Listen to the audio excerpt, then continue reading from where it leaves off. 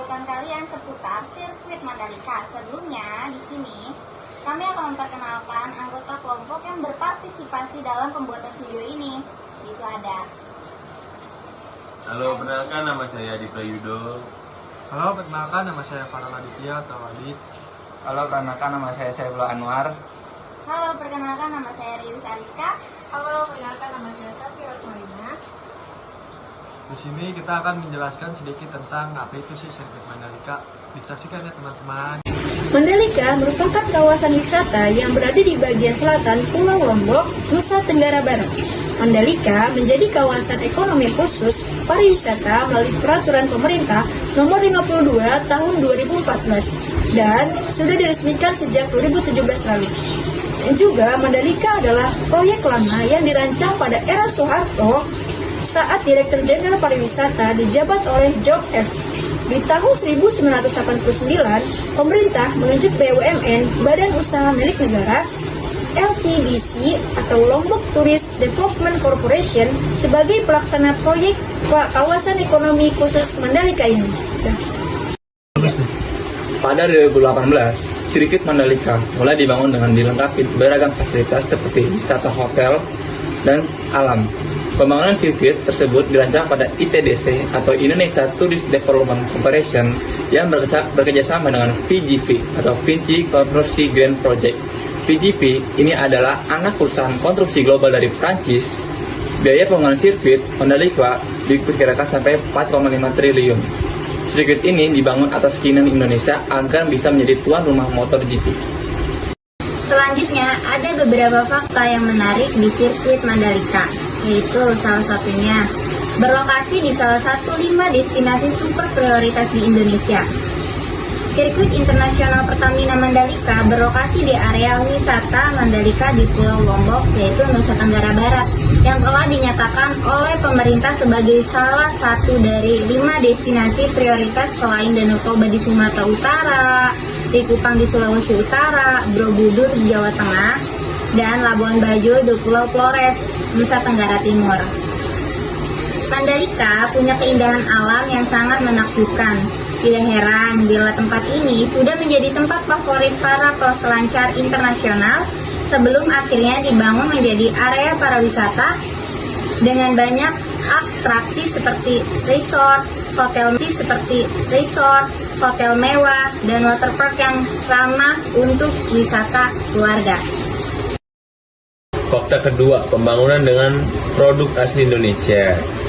Direktur Strategi dan Komunikasi Mandalika, Grand Prix Association MGPA, Happy Haryanto menyatakan bahwa pembangunan fasilitas speed building di sirkuit internasional Pertamina Mandalika terbuat dari material yang diproduksi secara lokal, yaitu metode konstruksi modular dari PT Wijaya Karya Building, PT Wika. Dibangun dalam 21 hari. Fasilitas speed building untuk sirkuit internasional ini juga mendapatkan apresiasi dari Museum Rekor Indonesia Muri. Untuk pembangunan fasilitas speed building bertaraf internasional tercepat dengan sistem modular. Fakta yang ketiga, konsep street circuit yang berbeda. Nama internasional dari sirkuit internasional Pertamina Mandalika ini adalah Pertamina Mandalika International Street Circuit, yang artinya sirkuit ini mengimplementasikan konsep street circuit. Secara teknis, istilah street circuit merujuk kepada fungsi balapan yang lebih besar. Sederhananya, bila tidak ada balapan, sirkuit juga dapat berfungsi sebagai atraksi pariwisata. Maka dari itu, orang-orang dapat menggunakan area jalur utama untuk kegiatan rekreasi seperti berlari, atau jogging misalnya, atau sekadar menikmati pemandangan yang menakjubkan. Namun, jalur utama yang tetap terbatas bagi masyarakat umum. Selanjutnya, ada fakta menarik keempat, yaitu sirkuit dengan aspal terbaik di dunia.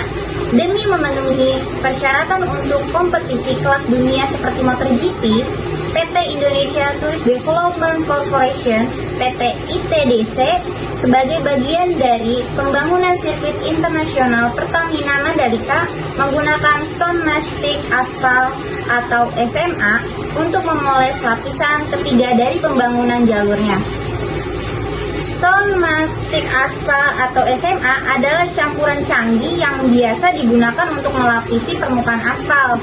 Campuran ini diklaim dapat memperkuat struktur lapisan permukaan jalanan dengan prinsip kontak stone by stone.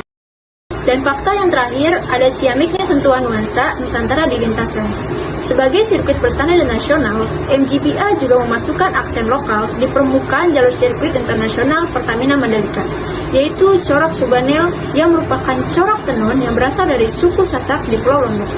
Pola ini dapat ditemukan di area run-off atau aspal luar dari pojok ke-15 di area run-off atau aspal luar dari pojok ke-15 dan 16 dari sirkuit internasional Pertamina Mandalika. Namanya terdengar cukup familiar. Itu karena memang Subanel dalam bahasa suku Sasak artinya tasbih dan atau penyucian.